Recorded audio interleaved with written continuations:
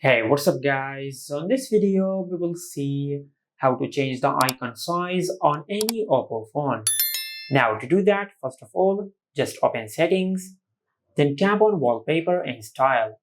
On this page, just tap on icons.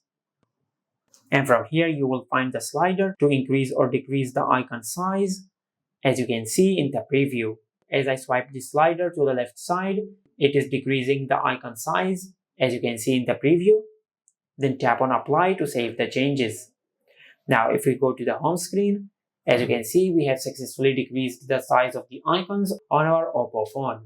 Now to increase the icon size, just go back to the settings, then tap on icons, and from here just swipe the slider to the right side to increase the icon size. Then tap on apply. Now as you can see, we have successfully increased the icon size on our Oppo phone. And this is how you can change the icon size on any Oppo phone. Make sure to like, comment, and subscribe. Thank you for watching.